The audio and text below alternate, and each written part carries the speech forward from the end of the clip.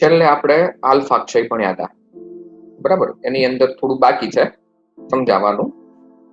પેલા તો પ્રશ્ન એવો છે કે આલ્ફા ક્ષય સમજાવો. એમાં પહેલો મુદ્દો કે રેડિયો એક્ટિવ તત્વમાંથી સ્વતઃ, બરાબર, એટલે કે આપમેળે પોતાનામાંથી 2He4, બરાબર, આનું નામ જ આલ્ફા છે. 2He4 એટલે કે હિલિયમનું ન્યુક્લિયસ ઉત્સર્જન પામે અને સ્થાયી થવાનો પ્રયત્ન કરે છે.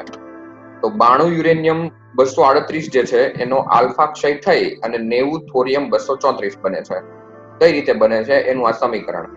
92 uranium 238 it gives 90 થોરિયમ 234 plus 2He4, બરાબર. એટલે 92 યુરેનિયમ 238 માંથી જયારે 2He4 બાદ થાય, બરાબર, ત્યારે જે તત્વ બને એનો પરમાણુ ક્રમાંક કેટલો ઘટે? 2 જેટલો. જળાંક ઘટે 4 જેટલો. 4. ઓકે. હવે એને નામ આપ્યા હતા આપણે કે 92 યુરેનિયમ 238 એટલે એને કહેવાય જનક ન્યુક્લિયસ, બરાબર, પેરેન્ટ ન્યુક્લિયસ. 90 થોરિયમ 234 એટલે કે જનિત ન્યુક્લિયસ, ડોટર ન્યુક્લિયસ. અને 2He4 એટલે ઉત્સર્જિત કણ. ઓકે. હવે મહત્વનો મુદ્દો હવે શરૂ થાય છે, બરાબર. ચેપ્ટરનું જે આખો કન્સેપ્ટ છે ને એ હવે તમને સમજાશે અહીંથી. આપણે આગળ એવું ભણી ગયા, હવે આ થિયરીની થોડી વાર વાત બંધ કરી દઉં છું અને આગળ જે આપણે ભણી ગયા ને એની વાત ચાલુ કરું. તમે એવું ભણી ગયા કે 3 લિથિયમ 6 હોય. કોઈનો વોલ્યુમ ચાલુ છે, બંધ કરી દો થોડી વાર. 3 લિથિયમ 6 છે.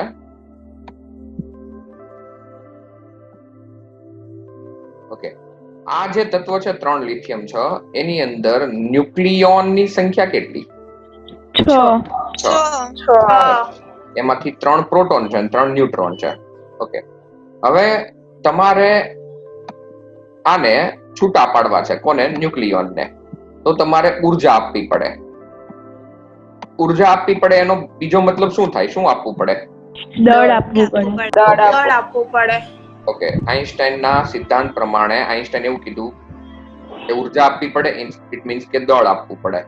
તો છૂટા છૂટાનું દળ વધારે કહેવાય કે ભેગા ન્યુક્લિયસનું દળ વધારે કહેવાય? આવું સાંભળજો. આપણે લખતા હતા ડેલ્ટા એમ એટલે કે દળ ક્ષતિનું સૂત્ર આવું કે ZMP plus NMN minus capital M, બરાબર. આપણે ઘણા બધા દાખલા એવા ગણ્યા કે જેમાં આપણે છૂટા છૂટાનું દળ વધારે લખ્યું. ઓકે. હવે અહીંયા ધ્યાન આપો. હું થોડી વાર સમજાવતો નથી, હું ખાલી થિયરીમાં બતાવું છું. અહીંયા વાત કરીએ આ થિયરીની, તો અહીંયા કોનું દળ વધારે હોવું જોઈએ? થોરિયમ હિલિયમનું કે યુરેનિયમ એકલાનું? થોરિયમ હિલિયમનું. ઓકે. કારણ કે છૂટા છૂટાનું દળ વધારે અને ભેગા ન્યુક્લિયસનું કેવું હોવું જોઈએ? ઓછું હોવું જોઈએ. જો શાંતિથી સમજશો ને તો જ વ્યવસ્થિત સમજાશે, બરાબર. હું ફરી એકવાર કહું છું કે આગળ તમે જે ફિઝિક્સમાં ભણી ગયા છો આ ચેપ્ટરની અંદર, એમાં છૂટા છૂટા તત્વનું દળ વધારે હોય છે ભેગા ન્યુક્લિયસ કરતા, બરાબર. છૂટા છૂટા ન્યુક્લિયનનું દળ વધારે હોય છે. તો આ જે સમીકરણ છે એમાં છૂટા છૂટા કોણ કહેવાય? તો કે થોરિયમ અને હિલિયમ. તો થોરિયમ અને હિલિયમનું દળ વધારે હોવું જોઈએ યુરેનિયમના દળ કરતા. એટલે તમારે દળ ક્ષતિ ગણવી હોય તો શું કરવું પડે? કોના દળમાંથી કયું દળ બાદ કરવું પડે? થોરિયમ હિલિયમમાંથી યુરેનિયમનું બાદ કરવું પડે. થોરિયમ અને હિલિયમના દળનો સરવાળો કરવો પડે પહેલા અને એમાંથી યુરેનિયમનું દળ બાદ કરવું પડે, બરાબર. આ વાત મગજમાં ક્લિયર. પણ એવું નથી. તમે જોઈ શકો છો અહીંયા દળ ક્ષતિનું સૂત્ર. દળ ક્ષતિનું સૂત્ર એવું છે કે ડેલ્ટા M બરાબર માસ ઓફ યુરેનિયમ, બરાબર. આ માસ ઓફ યુરેનિયમ લખેલું છે. માસ ઓફ યુરેનિયમ માંથી માસ ઓફ થોરિયમ અને માસ ઓફ આલ્ફા બાદ કરેલું છે. એનો મતલબ કે અહીંયા શું કરેલું છે? દળ ક્ષતિ મેળવવા માટે ભેગા દળમાંથી છૂટા છૂટાનું દળ બાદ કર્યું. ઓકે. એવું શું કામ કર્યું છે એનું કારણ તો તમારે સમજવું જ પડશે, કારણ કે તો જ તમને આ ચેપ્ટરનો જે મેઇન ભાવાર્થ છે એ સમજાશે, બરાબર. અહીંયા મેઇન ચેપ્ટરની હવે શરૂઆત થાય છે કે રેડિયો એક્ટિવિટી કેમ બધા કરતા અલગ છે એનું રીઝન હવે આના ઉપરથી તમને સમજાવું. ઓકે. હવે આવું કેમ થયું? બરાબર, યુરેનિયમનું દળ થોરિયમ અને આલ્ફા કરતા કેમ વધારે છે એનું કારણ તમને હું અહીંયા આપું છું. હું વચ્ચે એક લાઈન દોર દઉં છું, તમને બે ઘટના સમજાવું છું. બરાબર, આ બાજુ એક ઘટના સમજાવીશ અને એક ઘટના આ બાજુ સમજાવીશ. ઓકે, એક બ્લેક કલરના માર્કરથી સમજાવું છું. હમણાં તમે જે ભણી ગયા એની અંદર કયું તત્વ હતું? મેં તમને હમણાં ઉદાહરણ આપ્યું તેમાં 3 લિથિયમ 6. ઓકે, 3 લિથિયમ 6 હતું. બરાબર, ઓકે. એમાં તમને ન્યુક્લિયોનને છૂટા પાડવા માટે શું કરવું પડે છે? ઉર્જા આપવી પડે છે. ઉર્જા આપવી પડે મીન્સ કે દળ આપવું પડે. ઓકે, પણ સાંભળજો, અહીંયા એક બીજી ઘટના સમજાવું છું. બરાબર, ગ્રીન કલર થી. યુરેનિયમ છે ને, યુરેનિયમ, એમાંથી આલ્ફા કણનું ઉત્સર્જન કરવા માટે તમારે ઉર્જા આપવી નથી પડતી, ઉલટાની તમને ઉર્જા મળે છે. પ્રક્રિયા આપમેળે થાય છે, તમારે કરાવવી નથી પડતી. યુરેનિયમ માંથી આલ્ફા કણનું ઉત્સર્જન આપમેળે થાય છે, કારણ કે આગળ પહેલા જ વાક્યમાં શબ્દ આવી ગયો કે રેડિયો એક્ટિવ તત્વમાંથી સ્વતઃ, એટલે કે આપમેળે હિલિયમનું ન્યુક્લિયસ થાય છે. તમારે હિલિયમનું ન્યુક્લિયસનું ઉત્સર્જન કરાવવું પડતું નથી. એનો મતલબ કે અહીંયા તમને ઉર્જા મળે છે. જ્યારે લિથિયમના ન્યુક્લિયસને તોડવા માટે તમારે ઉર્જા શું કરવું પડે છે? આપવી પડે છે. ઓકે, એનો મતલબ શું થયો ખબર? કે યુરેનિયમ માંથી જ્યારે આલ્ફા કણ અને થોરિયમ બને ને, યુરેનિયમ માંથી જ્યારે થોરિયમ અને આલ્ફા કણ બને ત્યારે એ તો બંને બને જ, અને સાથે સાથે તમને થોડી ઉર્જા પણ મળે. તો કોનું દળ વધારે હોય? તો દળ વધારે હોય યુરેનિયમમાંથી થોરિયમ અને આલ્ફા બને અને સાથે કેટલીક ઉર્જા પણ મળે. બરાબર, એટલે આપમેળે, હવે સાંભળજો શબ્દ શું બને છે. આપમેળે થતી પ્રક્રિયામાં ઉર્જા મળે. બરાબર, અને તમારે જે પ્રક્રિયા કરાવવી પડે એમાં તમારે ઉર્જા આપવી પડે. ઓકે, તો આનો મતલબ એવો થયો, બે અલગ અલગ વાક્ય કમ્પેરિઝન, કે જેમાં તમારે ઉર્જા આપવી પડતી હોય. બરાબર, જેમાં ઉર્જા આપવી પડતી હોય, એટલે મેં તમને જે લખ્યું છે એમાં તમારી 1 નંબરની પ્રક્રિયા કે 2 નંબરની પ્રક્રિયા? 1 નંબરની પ્રક્રિયા. ઓકે, 1 નંબરની પ્રક્રિયામાં છૂટા છૂટા કણોનું દળ વધારે હોય છે ભેગા ન્યુક્લિયસ કરતા. અને 2 નંબરની પ્રક્રિયા, આ 2 નંબરની પ્રક્રિયા કે જેમાં ઉર્જા મળે છે એમાં ભેગા કણનું દળ વધારે હોય છે છૂટા છૂટા કરતા. બરાબર, એટલે જે રેડિયો એક્ટિવ પ્રક્રિયા છે એમાં કોનું દળ વધારે? ભેગા ન્યુક્લિયસનું કે છૂટા છૂટાનું? આ રેડિયો એક્ટિવ પ્રક્રિયા કહેવાય. ઓકે, અને જે સામાન્ય એલિમેન્ટ્સ છે કે જે આપણે સાદા ધાતુ તત્વો છે એમાં છૂટા છૂટાનું દળ વધારે હોય છે ભેગા ન્યુક્લિયસ કરતા. બરાબર, એટલે આના માટે દળ ક્ષતિનું સૂત્ર બનશે માસ of uranium minus mass of thorium minus mass of alpha. Okay, હવે બસ થિયરીનો કન્સેપ્ટ અહીંયા પૂરો. હવે ખાલી 2 મુદ્દાઓ જે છે એ તમે બંને મુદ્દાઓ જાણો છો. ઉર્જાનું સૂત્ર આઈન્સ્ટાઈને એવું કીધું હતું આપણને કે E બરાબર ડેલ્ટા mc નો સ્ક્વેર, જેમાં ડેલ્ટા m ની જગ્યાએ આ કિંમત મૂકી શકીએ mass of uranium minus mass of thorium minus mass of alpha into c square. બરાબર, mass of uranium minus mass of alpha minus mass of thorium into c square. Okay, 2 પ્રકારની પ્રક્રિયા અસ્તિત્વ ધરાવે. બરાબર, એના પ્રકાર અહીંયા લખ્યા છે. Q is greater than 0 તો ઉષ્માક્ષેપક પ્રક્રિયા, અને Q is શોષક નહીં આવે. એક જ મિનિટ, 0 કરતા વધારે છે તો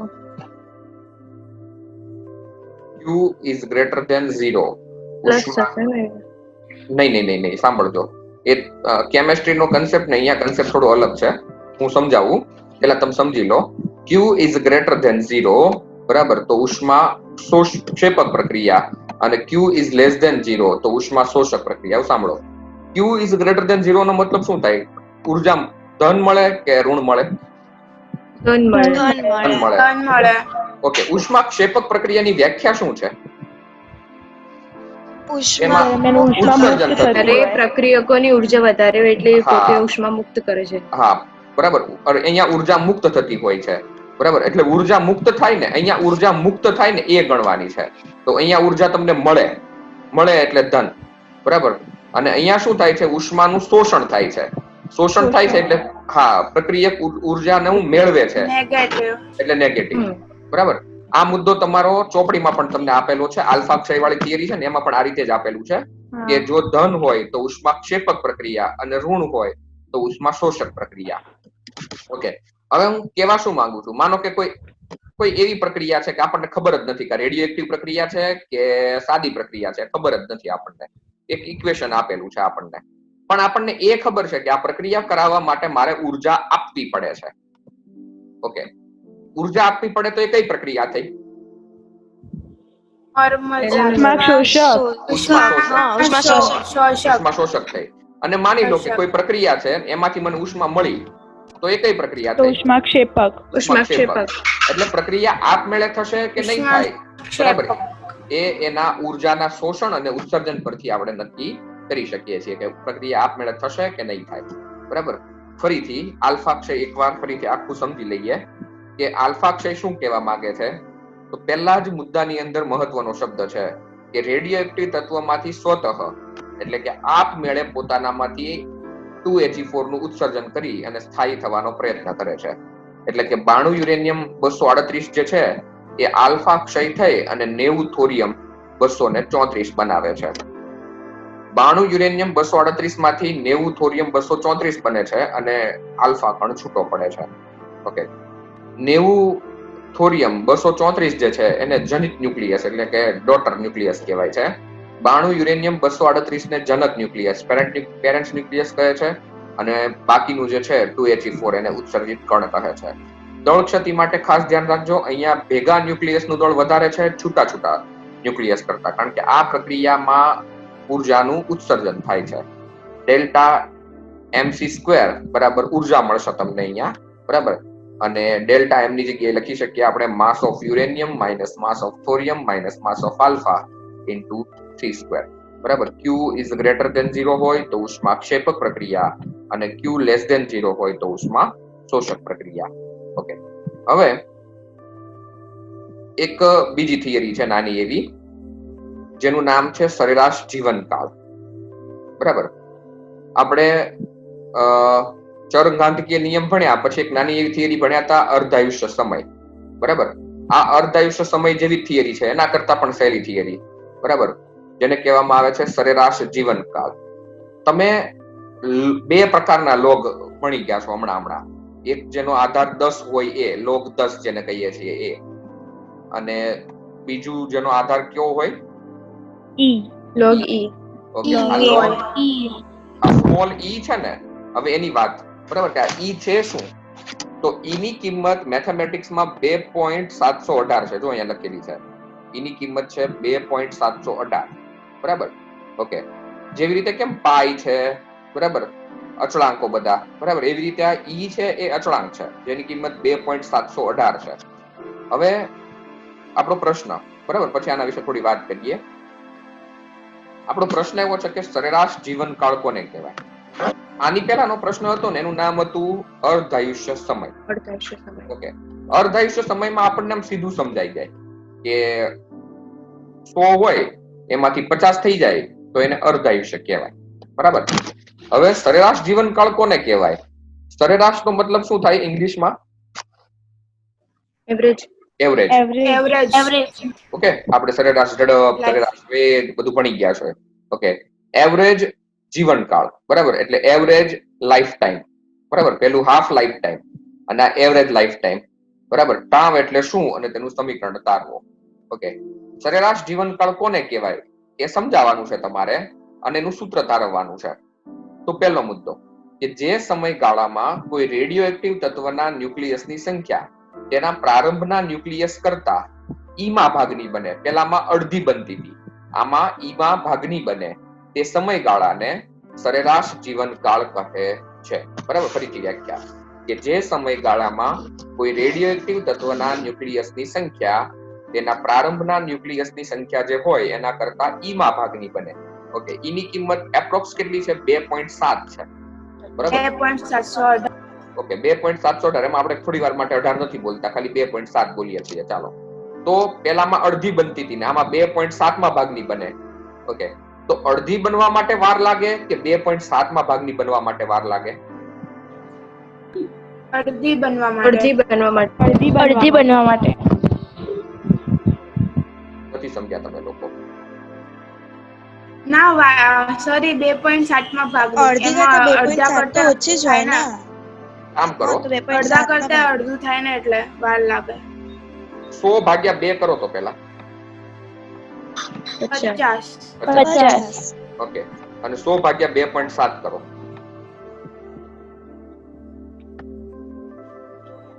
37.03. 37.03. ઓકે, 37 મીન્સ કે ઓકે. તો 37 ન્યુક્લિયસ વધે એના માટે વાર લાગે કે 50 ન્યુક્લિયસ વધે એના માટે વાર લાગે? 37 વધે એના માટે વાર લાગે. 37 વધે ને. ઓકે, એનો મતલબ કે સરેરાશ જીવનકાળ છે એ અર્ધાયુષ્ય સમય કરતા મોટો છે. આ વાત અહીંયા પેલા ખાસ સમજવી, બરાબર? પછી જ આપણે આગળ વધીએ. કારણ કે બંનેની કમ્પેરિઝન તમને જો ખબર પડશે ને તો જ તમને થિયરીની વચ્ચેનો જે મુદ્દો છે ને એ સમજાશે. હમણાં સમીકરણમાં તો તમને સમજાઈ જ જશે કે કયો જીવનકાળ મોટો છે, કયો જીવનકાળ નાનો છે, પણ તમને થિયરિકલ રીતે પણ સમજાવવું જોઈએ કે સરેરાશ જીવનકાળ જે છે એ અર્ધાયુષ્ય સમય કરતા મોટો છે, બરાબર? ફરી એકવાર વ્યાખ્યા કે જે સમયગાળામાં કોઈ રેડિયો એક્ટિવ તત્વના ન્યુક્લિયસની સંખ્યા તેના પ્રારંભના જે ન્યુક્લિયસ હોય એના કરતા ઈમા ભાગની બને તો એ સમયગાળો જે છે એને કહેવાય છે સરેરાશ જીવનકાળ, એવરેજ લાઈફ સાયકલ. એની કિંમત મળી 2.7, બરાબર? 2.718. ઓકે, હવે સૂત્ર તારવીએ છીએ. રેડિયો એક્ટિવ તત્વ માટે ચરઘાતાંકીય નિયમ, બરાબર? પાછો યાદ કરીએ કે n બરાબર n0/e. n બરાબર n0 e raised to minus lambda t. Okay, n બરાબર n0 e raised to minus lambda t. આપણે અર્ધાયુષ્ય વાળી થિયરી હતી એમાં શું લખતા હતા કે n બરાબર કેટલા હોય? n0/2. અત્યારે સમય t બરાબર આપણે કહેતા હતા t1/2. અહીંયા સરેરાશ જીવનકાળની સંજ્ઞા ટાઉ છે. જેમ ત્યાં t1/2 હતી ને એમ અહીંયા ટાઉ છે. તો જ્યારે અહીંયા ત્યાં n0/2 લખતા હતા, અહીંયા આપણે લખશું n બરાબર n0/e, કારણ કે અહીંયા e માં ભાગનું બને છે, પેલામાં અડધા ભાગનું બનતું હતું. ત્યારે સમયને t ના કહેતા, હવે શું કહીશું? ટાઉ કહીશું. એટલે અહીંયા n ની જગ્યાએ n0/e લખી દેવાનું અને સમય t ની જગ્યાએ ટાઉ લખી દેવાનું છે.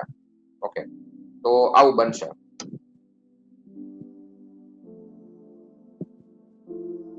બરાબર, n ની જગ્યાએ લખ્યું n0/e, n0 m ના m, e raised to minus lambda tau.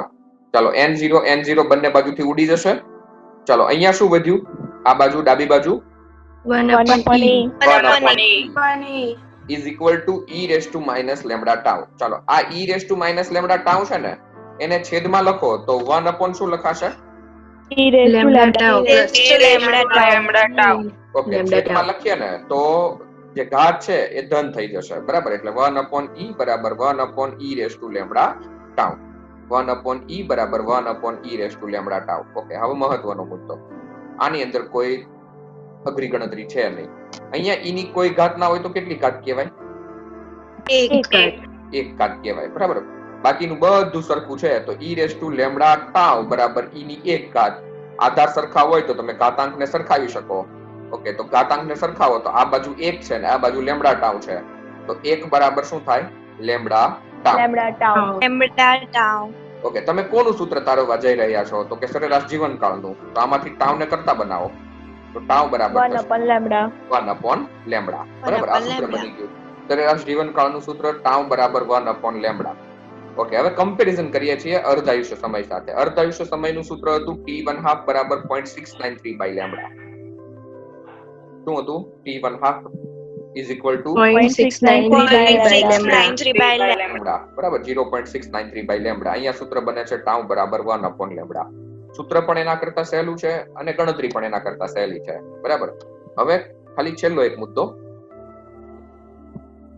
પછી આપણે ફરી એકવાર જોઈ લઈએ.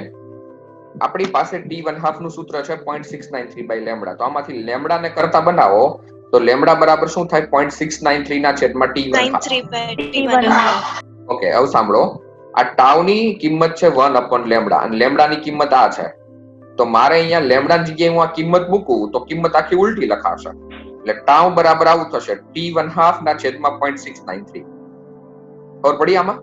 લેમડાની જગ્યાએ 0.693 ના છેદમાં ટાઉ t1 હાફ લખ્યું અને એ કિંમત અહીંયા ટાઉના સમીકરણમાં મૂકી, પણ લેમડા 1/લેમડા છે તો તમે છેદમાં કિંમત મૂકો એટલે છેદનો છેદ અંશમાં જતો રહે એટલે t1 હાફ ના છેદમાં 0.693, મતલબ હાફ સ્ટેપ આખું ઊંધું લખ્યું છે. ચાલો 1/0.693 કરો તો કેટલો જવાબ આવે છે? 1.44. એટલે ટાઉ બરાબર થયું 1.44 t1 હાફ. તો જો આ સમીકરણ તમને એવું દર્શાવે છે કોણ મોટું છે? ટાઉ મોટું છે. ટાઉ મોટું છે. t1 હાફ ને તમે 1.44 વડે ગુણો ને ત્યારે તમને ટાઉ મળે. બરાબર? આ વસ્તુ થિયરીમાં તમને પહેલા સમજાઈ જવી જોઈએ. જ્યારે તમે પહેલું વાક્ય વાંચો ને ત્યારે તમને સમજાઈ જવું જોઈએ કે સમયગાળો જે ટાઉ છે એ t1 હાફ કરતા મોટો જ આવશે. બરાબર? છેલ્લે તમને સૂત્ર એવું સમજાવે છે. ઓકે, જો આ એક સમીકરણ છે ને ટાઉ વાળું, એ તમને ચોપડીમાં નથી આપેલું. બરાબર? તમને ચોપડીમાં માત્ર આ એક સમીકરણ જ આપેલું છે. એટલે તમે થિયરી અહીંયા સુધી લખો તો ચાલે, પણ થિયરીને થોડી મેં એક્સપાન્ડ કરીને લખી છે. કારણ કે દાખલાઓ અને એમસીક્યુ ગણવા માટે છે ને તમને આ બે સૂત્રો વધારે મહત્વના છે, છેલ્લા બે. બરાબર? કારણ કે તમને કેવું હશે દાખલાની અંદર કે ટાઉ 1 હાફ આપી દીધો હશે, t1 હાફ આપી દીધો હશે અને ટાઉ ગણવાનો કીધો હશે, કાં તો ટાઉ આપી દીધો હોય t1 હાફ ગણવાનો હોય, તમને ડાયરેક્ટ આ સૂત્ર પરથી મળી જાય. બરાબર? કારણ કે તમારે આમાં બધી પેલા આ સૂત્ર આપણને આવડતું હોય, આ સૂત્ર આવડતું હોય એટલે આપણે શું કરીએ, પેલા લેમડા ગણીએ ને પછી લેમડાની કિંમત આમાં મૂકીએ, પછી આમાં પણ એવું કરીએ. બરાબર? લેમડાની કિંમત આપેલી હોય ટાઉ ગણવાનો હોય તો પણ કિંમતો મૂકી અને ગણતા હોઈએ, પણ આપણને આ એક સૂત્ર એવું મળે છે કે જેમાં લેમડા જતો રહે સીધો. બરાબર? અને સીધું t1 હાફ અને ટાઉ વચ્ચેનું સમીકરણ તમને મળે છે.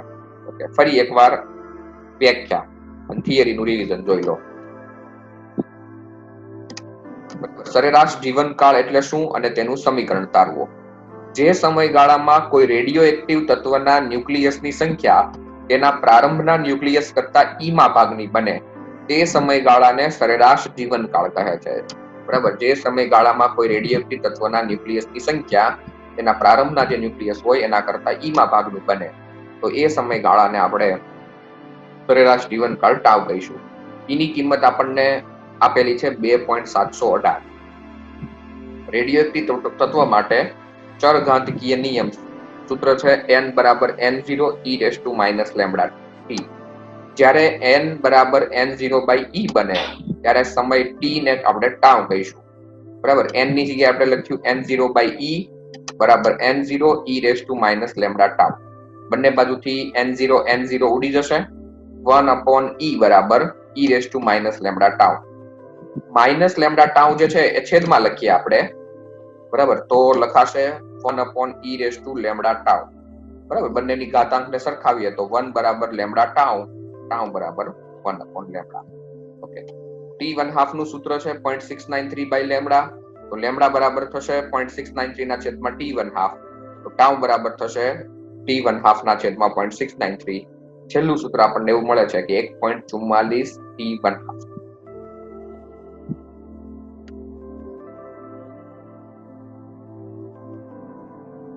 સર, હા બોલો.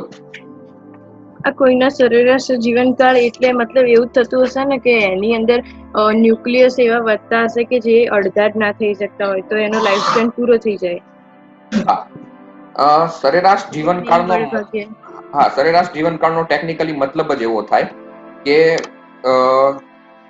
એની જે એનું મતલબમાં જે પરમાણુની સંખ્યા છે ને, બરાબર, એના સંદર્ભમાં એવરેજ થાય.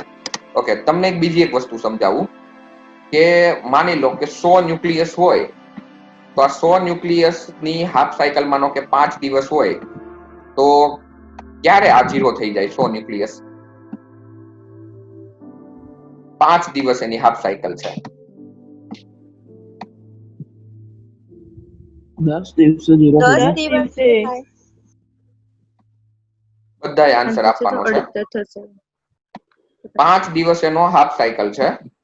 બરાબર? હું બધાના પ્રશ્ન પૂછું છું, મારે તમને હવે એ જ સમજાવવાનું હતું. તમે પ્રશ્ન પૂછી લીધો મને, કારણ કે આ હવે વસ્તુ એવી સમજવાની છે કે એ તમને આખું અર્ધાયુષ્ય સમય અને સરેરાશ જીવનકાળ થોડું ડીપમાં સમજાવશે. ફરીથી મારો પ્રશ્ન કે તમારી પાસે 100 ન્યુક્લિયસ છે અને 5 દિવસ એનો અર્ધાયુષ્ય સમય છે, તો કેટલા દિવસ પછી એ ન્યુક્લિયસ 0 થઈ જશે? સર 0 તો ના જ થાય ને. 25 હા એટલે 0 ને તો આપણે 1 પોઈન્ટ ઉપર આવશે સર. 1 પોઈન્ટ આવશે હા. નહીં, મારો પ્રશ્ન તમે તમારે ગમે એટલા દિવસો લઈ શકો. તમારે જેટલા દિવસ, મેં તમને એવું ક્યાં કીધું કે તમારી પાસે 100 દિવસ જ છે. તમારે જેટલા દિવસ લેવા હોય એટલા લઈ શકો. ક્યારે 0 થાય જયદીપ? ના થઈ શકે તો અડધા થશે તો પછી એના પછી હાફ સાયકલ આવશે ત્યારે બીજા અડધા થશે. ઓકે, જયદીપનો જવાબ સાચો છે કે આ જે 100 છે ને એ ક્યારે 0 થાય જ નહીં. જો 100 ના અડધા 50 થાય, સાંભળજો, 100 ના અડધા 50 5 દિવસે, પછી 5 દિવસ પછી પાછા 25 થઈ જાય, 25 પછી 12.5 થઈ જાય, 12.5 પછી 6 પોઈન્ટ કેટલા થાય? 25. 6.25. કે જોજો કરતા જજો કેલ્સીમાં. 6.25 ભાગ્યા 2 કરશો 3.125 આવશે. 3.125. એના અડધા પછી પોઈન્ટમાં જતા રહે, પછી એકદમ પોઈન્ટમાં જતા રહે. ભાગ્યા 2 કરતા જશો, બરાબર. પણ એ પોઈન્ટ નો પણ કોઈ દિવસ અંત આવશે નહીં. એનો મતલબ શું થયો ખબર? કે કોઈ તત્વ છે ને એ ક્યારેય નાશ પામતું જ નથી, ક્યારેય નહીં. ખબર પડી ને શું કીધું? એ ગમે એટલો એનો અર્ધાયુષ્ય સમય નાનો હોય, બરાબર. દાખલા તરીકે ટ્રિટિયમ ને જ લઈ લઈએ, બરાબર. ટ્રિટિયમ નો અર્ધાયુષ્ય સમય 12.5 વર્ષ છે, એવું આપણે ભણી ગયા છીએ. આ ચેપ્ટરમાં જ ભણી ગયા. ઉદાહરણ નંબર 13.5 માં ભણી ગયા કે ટ્રિટિયમ નો અર્ધાયુષ્ય સમય 12.5 વર્ષ છે. પૃથ્વી બની એને કરોડો વર્ષ થઈ ગયા, ત્યારે ટ્રિટિયમ હાજર હતો છે. એ ટ્રિટિયમ હજી પણ જોવા મળે છે. એનું કારણ શું છે? કે એ ઘણી 12.5 વર્ષે ભલે અડધો થઈ જાય છે પૃથ્વીમાંથી, પણ એનો કોઈક ને કોઈક જથ્થો તો બાકી રહે જ છે, બરાબર. એટલે કોઈ સાયકલ પ્રમાણે એ ક્યારેય પૂરું થતું નથી. સેમ વસ્તુ છે સરેરાશ જીવનકાળ માટે. સરેરાશ જીવનકાળ ગમે તે તત્વનો ભલે ગમે એટલો હોય, પણ કોઈ તત્વ ક્યારેય સંપૂર્ણપણે નાશ પામતું નથી. ઓકે, હવે તમારી ચોપડીમાં આ જે થિયરી જે છે અર્ધાયુષ્ય સમય વાળી, એ કાઢો બધા. પેજ નંબર કેટલા છે?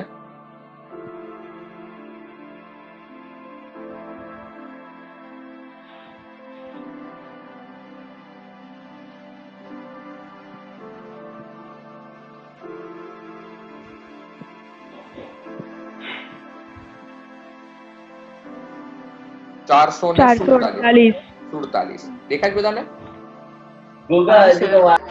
હા, 447 જે જગ્યાએ લખ્યું છે ને પેજ નંબર, એની ઉપર જો તમને એક આલેખ આપેલો છે, જોયો તમે?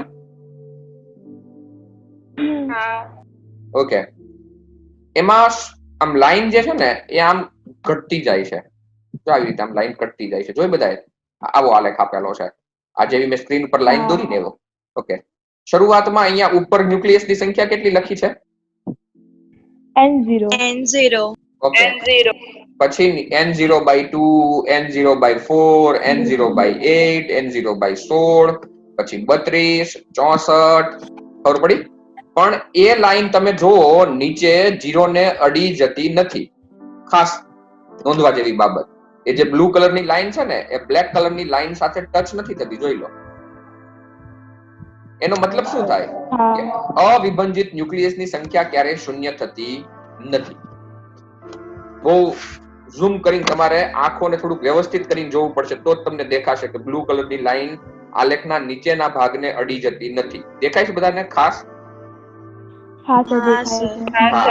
બરાબર. એનો મતલબ એવો થાય કે કોઈ તત્વના ન્યુક્લિયસની સંખ્યા ક્યારે શૂન્ય થાય નહીં. ભલે ગમે એટલું રેડિયો એક્ટિવ હોય, ભલે એનો અર્ધાયુષ્ય સમય ગમે એટલો નાનો હોય, બરાબર, ક્યારે કોઈ તત્વની ન્યુક્લિયસની સંખ્યા શૂન્ય થતી નથી, બરાબર. એવું ક્યારે જોવા ના મળે. ઓકે, હવે આના તમે જેમ દાખલા ગણશો ને, બરાબર, અર્ધાયુષ્ય સમયના અને સરેરાશ જીવનકાળના, એમ તમને એ બંને વચ્ચેની કમ્પેરિઝન વધારે સમજાશે. કારણ કે તમારી પાસે કઈ કિંમતો હોય ને તો તમને વધારે ખબર પડે કે બંને વચ્ચે શું ફરક પડે છે. ઓકે, હવે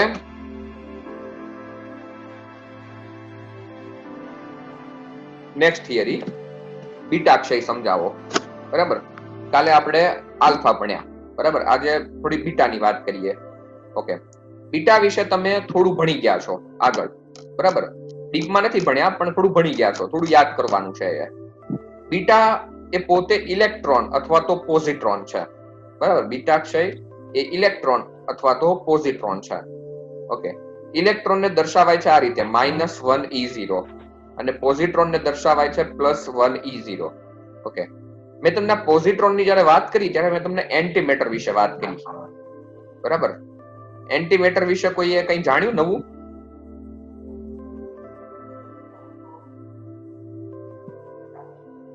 અથવા તો કોઈને કઈ ખબર હોય એન્ટીમેટર વિશે?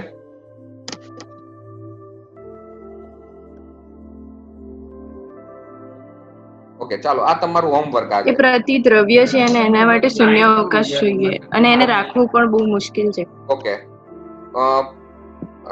આની જે એન્ટીમેટરની જે વાત છે ને એ સૌપ્રથમ દુનિયાની સમક્ષ લાવવા વાળા વૈજ્ઞાનિક હતા પોલ ડિરાક. એમને તો બધે હા તો સ્વીકાર્યા ને પછી. હા, પોલ ડિરાકે એક વાત કરી કે x² બરાબર 4 હોય. માની લો કે તમને થોડી એક વસ્તુ પહેલા સમજાવું, બરાબર? પછી આપણે થોડા આગળ વધીએ. x² બરાબર 4 હોય તો x ની વેલ્યુ કેટલી થાય? 2 અને -2 પણ અથવા -2 બી થાય. ઓકે, x² બરાબર 4 હોય તો પહેલા તો છે ને x² બરાબર 4 લઈએ ને અને પછી આપણે કહીએ ને કે x બરાબર શું, તો તમારી જેમ જ બધા એવું જ બોલે કે x બરાબર 2 થાય. પણ લોકો એ ભૂલી જાય છે કે x બરાબર -2 પણ થાય, બરાબર? એટલે પોલ ડિરાકે એવું કીધું કે જો x બરાબર 2 હોય ને તો x બરાબર -2 પણ હોય જ, કારણ કે 2 નું અસ્તિત્વ તો જ હોય જો સામે -2 નું અસ્તિત્વ હોય. એટલે પોલ ડિરાક આ મેથેમેટિકલ ઇક્વેશન પરથી શું કહેવા માંગતા હતા કે ફિઝિક્સ છે ને, ફિઝિક્સ એ ખરેખર એક મેથેમેટિકલ મોડેલ છે આ બ્રહ્માંડને સમજવાનું. તો જો મેટર આપણે જેને 2 કહીએ છીએ તો -2 વાળું એન્ટીમેટર આ બ્રહ્માંડમાં ક્યાંક હાજર હશે જ. ઓકે, અને એનો જવાબ પોલ ડિરાકે જ આપી દીધો, કારણ કે પોલ ડિરાકને બધાએ પ્રશ્ન પૂછ્યો કે ભાઈ એન્ટીમેટર હાજર છે તો આપણને દેખાતું કેમ નથી? તો એનો જવાબ આપ્યો પોલ ડિરાક એવી રીતે, તમારે ન્યૂટનનો સાર્વત્રિક નિયમ બોલવાનો છે અત્યારે. સાર્વત્રિક નિયમ કોણ બોલશે? ન્યૂટનનો સાર્વત્રિક નિયમ. ખુશી બોલ. જ્યારે કોઈ પદાર્થ બીજા પદાર્થ પર બળ લગાડે છે ત્યારે તે પદાર્થ એ પદાર્થ પર પ્રતિબળ લગાડે છે અને એ બંને મૂલ્યો સમાન હોય છે, માત્ર તેની દિશા અલગ હોય છે. નહીં, સાર્વત્રિક નિયમ. ત્રીજો નિયમ નથી પૂછતો હું. 8મા ચેપ્ટરમાં જે F સાર્વત્રિક બરાબર F બરાબર G m1 m2 upon r². Okay, આને વાક્યમાં બોલો ફટાફટ, 1 મિનિટની વાર છે.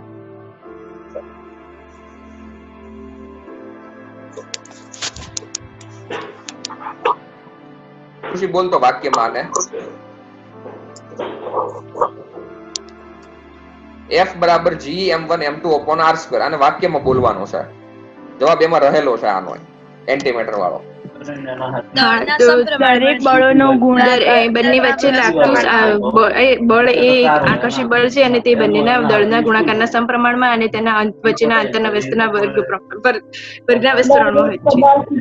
ઓકે, ચાલો હવે અહીંયા થોડું સસ્પેન્સ રાખીએ છીએ, બરાબર? કાલે એન્ટીમેટર વિશે થોડું જાણવાનું છે, બરાબર? આની અંદર જ તમારો જવાબ રહેલો છે, બરાબર? તમે જે વાક્ય બોલ્યા ને પેલા ન્યૂટનનો સાર્વત્રિક નિયમ, એની અંદર જ, અને એન્ટીમેટર વિશે થોડું જાણી અને મને કહેવાનું છે, બરાબર? પછી હું તમને એના વિશે થોડી વધારે વાત કરીશ, બરાબર? પોઝિટ્રોન, અને પછી આપણે બીટા ક્ષય સમજીશું, બરાબર? અને પછી આપણને ખબર પડશે કે ન્યુક્લિયસની અંદર પણ ઇલેક્ટ્રોન રહેલા